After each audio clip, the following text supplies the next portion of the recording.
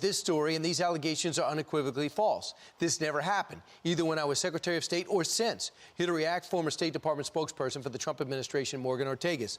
Morgan Ortagus, the problem with his denial is that he has a habit of lying. Like, for example, showing up at different State Department events when he wasn't in office.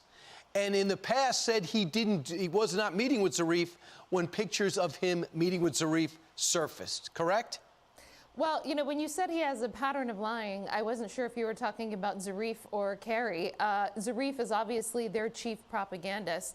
And here's the problem with the relationship between John Kerry and the Iranians.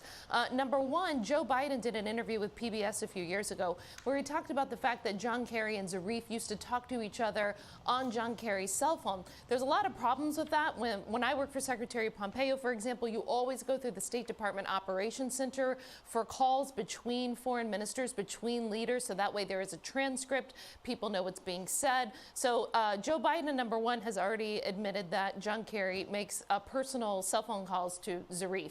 Number two, as you pointed out, John Kerry had a pattern, a history of meeting with Zarif at a minimum, maybe other Iranian leaders during the Trump administration. That brings up Logan Act questions. That just brings up a lot of issues about undermining the current, administration. So no one has any, State Department officials have no record of what was said in between John Kerry and Zarif when they have private meetings during the Trump administration.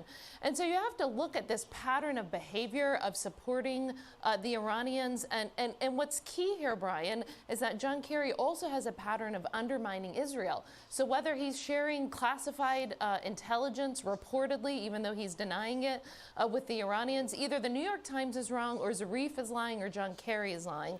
So whether he's sharing that sort of intelligence on Israel with the Iranians, or reportedly also at the end of the Obama administration, John Kerry is the one who encouraged the Palestinians to pursue a vote at the UN against the Israelis, in which the United States for the first time abstained. So there's something, I can't figure it out, Brian. There's some very, very odd pattern of behavior where John Kerry seems to be beholden to the Iranians and right. works at every inch he can against Israel.